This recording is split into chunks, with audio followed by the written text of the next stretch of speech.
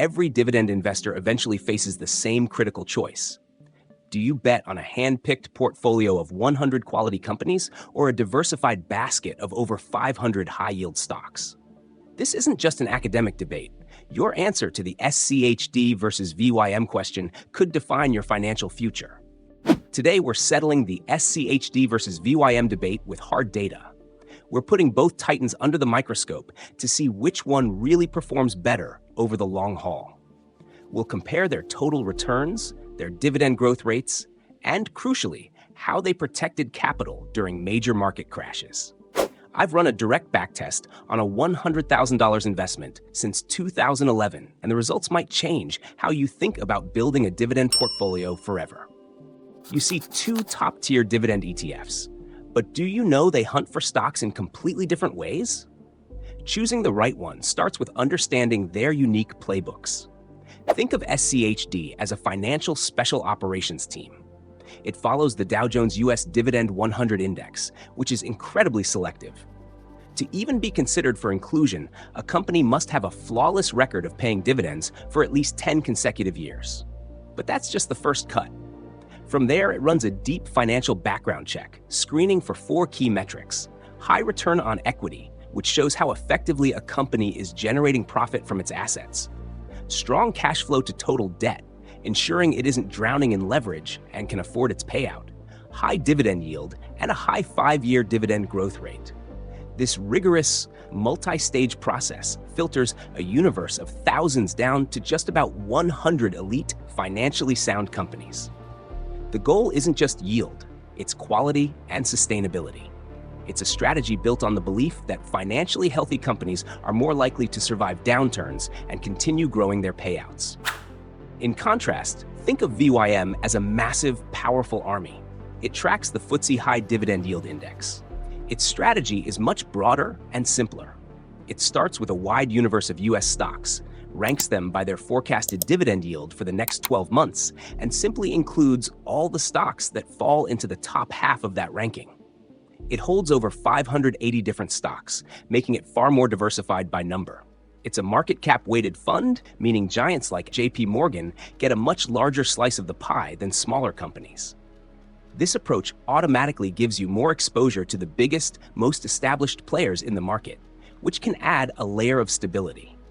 The key takeaway is this: SCHD is built on a deep, qualitative screening process designed for durability and dividend growth. VYM is built on a broad, quantitative approach designed for maximum diversification and high current yield. The tickers might look similar, but under the hood, these funds are making vastly different bets on the future of the American economy. The most telling difference is in their sector allocations. SCHD places its biggest bets on more defensive and value-oriented sectors. As of mid-2025, it has a heavy allocation to consumer staples at 19%, energy at 18%, healthcare at 14%, and industrials at 11%. Its significant weight in industrials and consumer staples gives it a unique economic footprint, tying it to the health of manufacturing and the non-negotiable spending habits of consumers, which can be resilient during economic slowdowns. VYM's portfolio tells a different story. Its largest bet is on the financial sector at 21%. This makes the fund more sensitive to changes in interest rates. When rates rise, big banks often become more profitable, which could benefit VYM. It follows this with significant holdings in information technology at 13%, consumer staples at 13%, and healthcare at 14%. A key difference is VYM's 6% allocation to utilities, a classic high-yield sector that is largely absent from SCHD's portfolio because those companies often don't meet its stringent growth metrics. This strategic difference also dictates how concentrated the funds are. SCHD is more top-heavy. Its top 10 holdings make up over 40% of the entire portfolio. This means you are making a more concentrated bet on the success of its hand-picked companies like Coca-Cola, Chevron, and Verizon. VYM spreads its bets much wider. Its top 10 holdings only account for about 25% of the fund, giving you less concentrated exposure to its top names like Broadcom, JP Morgan Chase, and ExxonMobil. Another crucial difference is the income you receive right away. The current dividend yield is a key part of what you're buying. Here, SCHD offers a more attractive starting yield of around 3.8%, while VYM provides about 2.9%. This initial income is a direct result of their different stock selection strategies. Now you know what they own, but how does that translate into real-world performance? The answer is in the data. High returns are great, but preserving your capital is what keeps you in the game. How much of your hard-earned money are you willing to lose to get those returns? A key job of a dividend fund is to be defensive, and the data from major market crashes reveals that neither fund is superior in all conditions. We will look at two recent but very different market crises.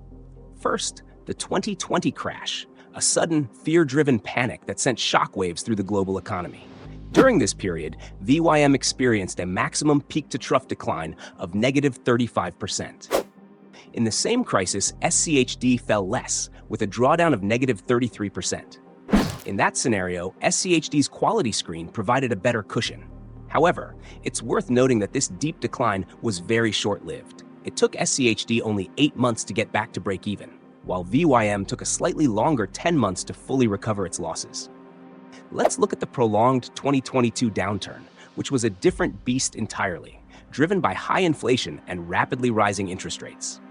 This environment punished all stocks, but this time the roles were reversed. SCHD saw a maximum drawdown of negative 19.75%, while VYM demonstrated greater resilience, falling by only negative 17.5%. To put those numbers in perspective, the broader S&P 500, represented by the VOO ETF, lost over 26.5% in that same period. So, while VYM was the winner between the two, both dividend funds proved their defensive value against the wider market. So what can we conclude from these two very different crises? The key lesson is that while the winner changed depending on the crisis, the performance difference was surprisingly small. In both the 2020 panic and the 2022 downturn, the gap between their maximum losses was only about 2 percentage points. This tells us that despite their different strategies, both funds offer a comparable level of defense during market stress. Neither one completely protects you from losses, but both have proven to be resilient, which makes looking at their long-term growth and income potential even more important for making a final decision. We've seen how they handle a crisis, but who wins the long-term wealth-building marathon? The answer isn't just about total return. It's also about the growth of your income stream. Let's look at the hard numbers over the last decade. When it comes to the 10-year compound annual growth rate, a measure of total return with dividends reinvested, SCHD has delivered 11.18% per year. VYM, while still respectable, lagged behind at 10.46% per year. Over a decade, that seemingly small 0.72% difference in annual compounding leads to a significant gap in your final portfolio value, as we'll see in a moment. But for a dividend investor, this is where the story gets even more compelling. Let's look at the 10-year dividend growth compound annual growth rate. This shows how quickly the actual cash payments you receive have grown each year. VYM has a dividend growth rate of 5.56% per year. That's solid, and it will help your income keep pace with inflation. However, SCHD's dividend growth rate is a staggering 11.10% per year, nearly double that of VYM. To put that in perspective, imagine you invested enough in both to get $1,000 in dividends in year one. With VYM's 5.56% growth, in 10 years, your annual income would be about $1,718. With SCHD's 11.10% growth, that same initial income would grow to over $2,865. That's the life-changing power of high dividend growth compounding over time. This is the hidden engine of SCHD's outperformance.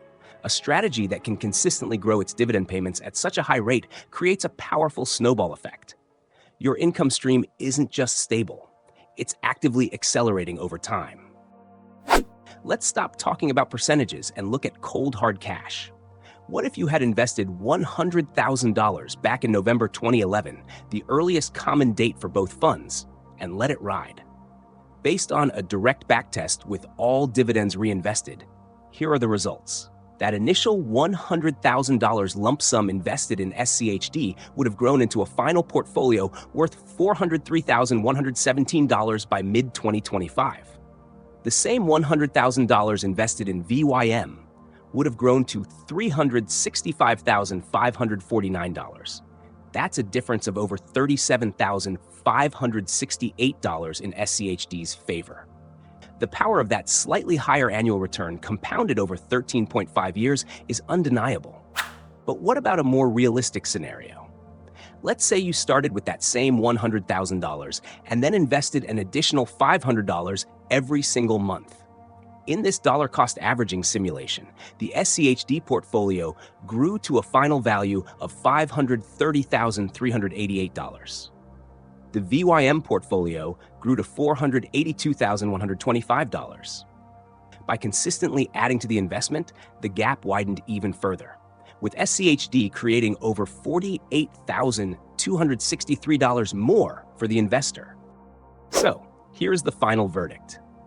You should consider SCHD if you believe its quality-focused screening methodology, which targets financially healthy companies with a history of growing their dividends, is likely to continue delivering superior total returns and income growth.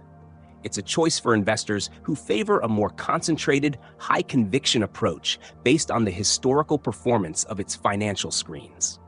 You should consider VYM if your absolute highest priority is maximum diversification.